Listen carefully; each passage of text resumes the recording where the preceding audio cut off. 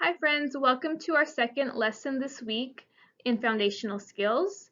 We're going to be focused on the structural analysis and talking about comparative endings, which means you're going to be knowing how to compare items using the endings ER and EST. And we'll notice that a lot of our words are going to have spelling changes to them. Let's begin. When you add ER or EST, to form the comparative form. So basically you're making that word change so it shows that you're comparing something. So that spelling is going to change with the word. So for an example, adjectives ending in E. So an adjective is something that describes a noun. If it ends with an E, then you're going to drop that E at the end and either add your ER or your EST ending. An example of that is the base word nice. So we have the word nice. We see that it ends with an E at the end. And being that it ends with an E, we're going to drop that E and then we add ER to get nicer. Now, if we want to make the word nicest, we once again would drop that E and then we add EST. So I did an example over here of what that would look like. So with the regular word nice, our base word, which means it hasn't been changed yet, I have the first sentence. Gary has a nice car. So I'm not comparing anything yet. All I'm saying is Gary's car is nice. Now, all of a sudden we have two people. And when we have two people and we're comparing two objects or two things, now we use the ending ER. So we have Mark and we have Gary in this sentence.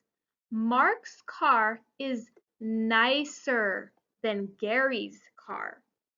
I'm comparing two things, so now I use the ending ER. Now let's just say I have more than two things. It could be three, it could be four. As long as it's more than two, I'm going to now use the ending EST. So we see that in the third sentence with Mary's car is the nicest car. So now it's saying that Mary's is the one that she has the nicest car out of all of them. So I'm comparing more than two people now, and I use the ending EST for nicest. That's how we see how that is being changed. Now, that's when we have an E, a final E at the end. Let's continue to look at another example. Now, if the adjective is ending with a consonant, and we know a consonant is any letter that is not a vowel, and it's preceded by a single vowel, double the consonant. So what does that mean?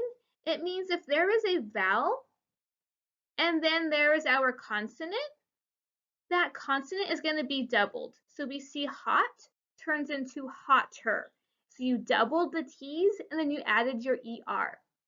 But that pan is the hottest pan on the stove. Now I'm comparing more than two items. So I still double the T's and then I add in my EST because now it is the hottest item on that stove. So the last rule for the way things may change would be if the adjective is ending in a Y. If it ends in a Y, then you're going to change it and make it into an I. So for instance, tiny, right? I might have a tiny puppy. Well, Mrs. Del Rosario's puppy is tinier than mine. So you see that I took off the Y, I changed it to an I, and then I add my regular ER ending. But guess what? Mrs. Lundquist also has a puppy, and hers is the tiniest puppy. So I'm comparing more than two items. Now it's three items, and it could even be more. And now I've changed that Y into an I, and then I put the EST ending. So once again, if you want to really study this chart, it's a very important chart. You might want to pause the video here and look at that more. Now let's begin for our activity for the week. So what I want you to do and to be practicing this skill is to come up with the list with your ER ending and your EST ending. And I've already done a word for you. Here in this green box, you see there's the base words. And in the base words, we have the words funny, big, small, quick, merry, and tall.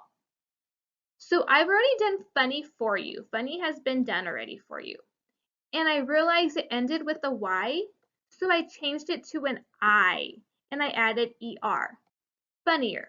That book was funnier. Ooh, but then I read another book, and it was the funniest book I've ever read.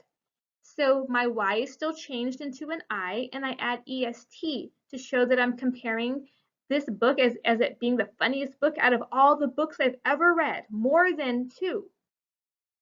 So the first one's been done for you. I want you just to make sure you have made your list with big, small, quick, merry, and tall. And I want you to post that onto Padlet. I'm putting this here that this should be posted by the end of Friday.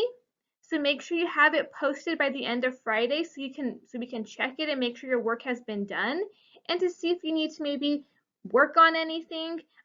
Obviously keep practicing the skill, friends. It's a very important skill. This will be something great you can be using in your poetry unit as you start to learn how to compare items in your writing, okay? So very good skill. All right, friends, let's get busy on this skill, and I can't wait to see your work. Bye.